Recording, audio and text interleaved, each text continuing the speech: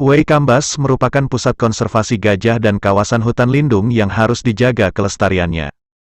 Lokasinya yang berada di samping Sungai Waikambas, Kecamatan Labuhan Ratu, Kabupaten Lampung Timur, adalah tempat pusat latihan gajah, PLG, yang sudah dikenal dari masyarakat domestik maupun mancanegara.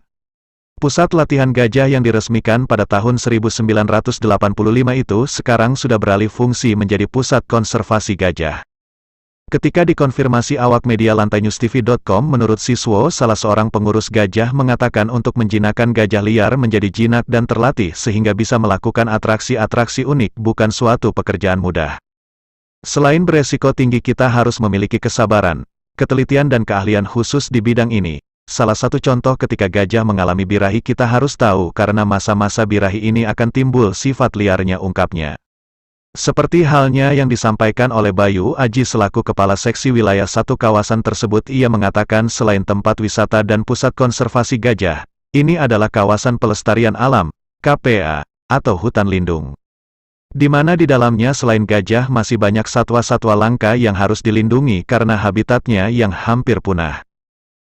Tempat wisata ini sementara masih ditutup karena COVID kemarin. Dan mengenai dibukanya kembali tempat ini masih diurus perizinannya ke pusat, namun penjagaan masih tetap kami lakukan, tuturnya. Sujoko, Ketua Regu Keamanan Pos Binjai, menambahkan selain menjaga kelestarian alam hutan ini dari orang-orang yang tidak bertanggung jawab, kami selalu berkoordinasi dengan pos-pos yang lain untuk menjaga gajah-gajah liar yang akan masuk ke wilayah pemukiman ataupun keluar dari area hutan ini, pungkasnya.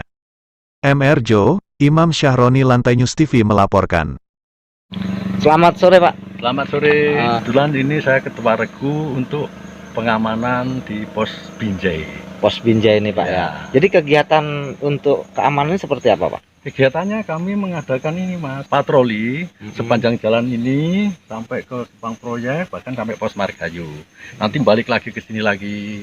Kegiatannya diantaranya salah satunya ya mengantisipasi illegal fishing yang akan melakukan kegiatan di dalam kawasan.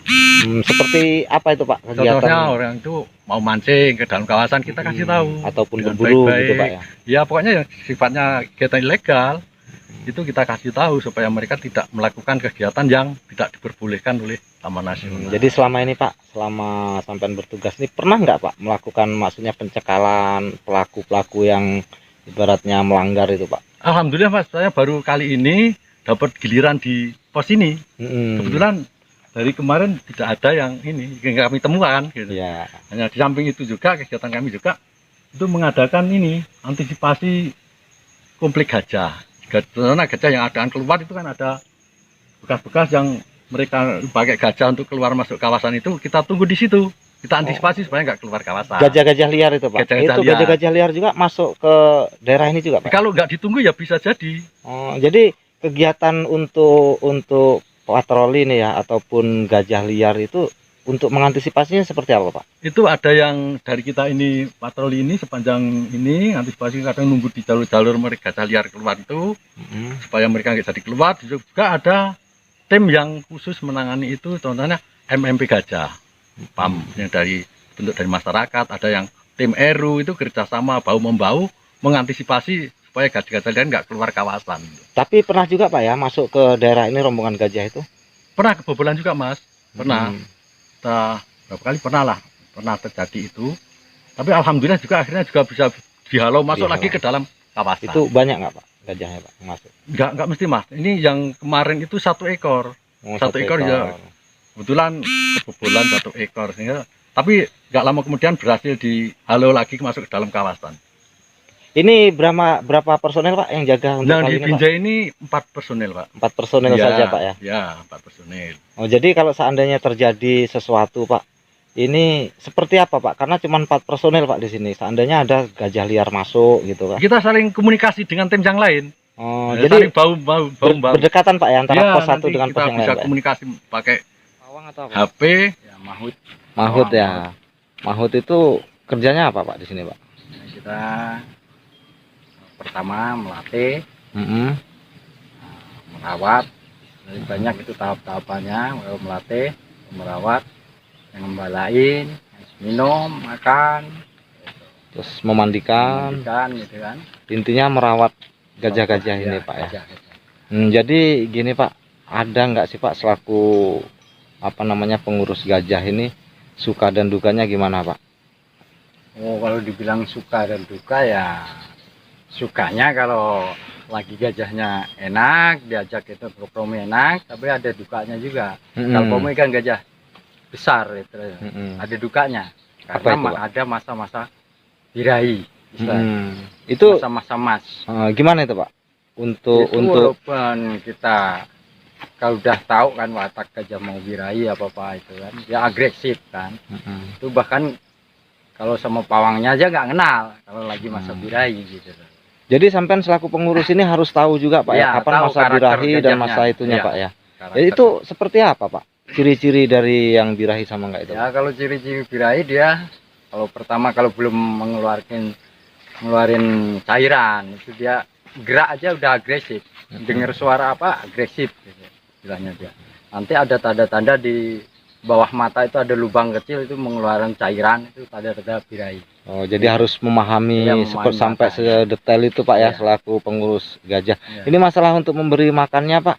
Nah, Ini seperti apa Pak? Pola makan gajah ini Pak? kalau mau makan gajah kalau pagi itu dilepas dia nyari makan sendiri. Kalau sore itu ada itu dibawa mobil tuh. Nah, kalau untuk malam itu konsumsi malam. Oh, itu untuk konsumsi malam Pak. Iya. Ada khusus yang mencari makanan Ya, itu Pak ya? Ada juga itu ada tambahan suplemen juga itu ada. Ini yang sampean urus nih, kalau boleh tahu berapa ekor gajah Pak? Kalau saya satu. Satu aja. Ah. Jadi personel ini banyak Pak ya? Ya. Satu orang mengurus satu gajah Ya, itu Pak ya? kecuali yang bawa anak. Jadi kayak masih ngiket induknya gitu. Jadi ini tadi sampean saya liatin sibuk memandikan gajah Pak ya? Ini perasaannya gimana Pak? Ya ada dukanya gitu.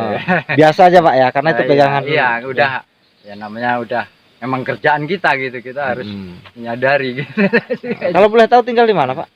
Kalau tinggalnya di Labar 109. 809. Jadi tiap hari ini Pak? Iya. Kalau ditanya tadi buka, sampai saat ini kita belum bisa dipastikan kapan. Yang jelas kita posisinya kita kan UPT di tingkat lapang, kita menunggu arahan dari pimpinan kita di Jakarta, dalam hal ini Ibu Menteri KLHK atau dari Pak Dirjen KSDAE. Jadi kalau dari arahan beliau sudah bisa dibuka, selanjutnya dari kami mungkin akan melakukan koordinasi dengan pemerintah daerah Kabupaten Lampung Timur, di mana kan di sini ada Satgas Covid juga ya. Jadi ya itu kita ada koordinasi juga dengan pemerintah daerah setempat. Ini seperti foksi Bapak nih di sini selaku penjaga apa tadi wisata segala apa satwa segala macam. Ada nggak sih Pak yang pernah terjadi jadi oknum-oknum ataupun masyarakat yang masuk ke dalam untuk apa melakukan pelanggaran-pelanggaran itu Pak? Ya, secara umum kalau dikatakan adanya sebagian. Saya sebenarnya lebih menghindari istilah oknum kalau saya. Jadi mungkin ada sebagian warga masyarakat emang masih belum sepaham dengan kita dalam pengelolaan kawasan konservasi. Mungkin diakibatkan salah satunya oleh kebutuhan atau dorongan ekonomi. Memang ada beberapa warga masyarakat sekitar kawasan TKLK ya masih bergantung kehidupannya di kawasan dan melakukan kegiatan-kegiatan yang berseberangan dengan pengelolaan kawasan konservasi.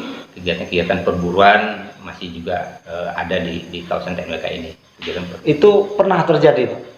Iya, ada perburuan. Terus tindakan dari penjaga sendiri seandainya mereka itu OTT atau tertangkap tangan seperti apa Pak?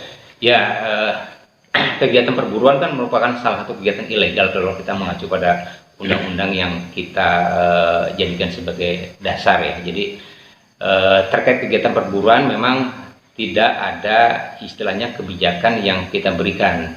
Kita terkait kegiatan perburuan kita menerapkan aturan yang sangat tegas. Jika pelaku tertangkap tangan itu dipastikan pelaku tersebut akan kita proses secara hukum. Jadi harapan Bapak nih untuk warga sekitar kedepannya ataupun pelanggaran-pelanggaran yang sudah terjadi, harapannya seperti apa Pak? Ya kalau harapannya sih sebenarnya kalau dikatakan masyarakat itu kan proses ya, kita tidak serta-merta hanya sebatas menghimbau Bapak jangan melakukan kegiatan ilegal, tapi kan kita juga harus tahu juga akar masalah apa yang bersangkutan melakukan kegiatan pelanggaran.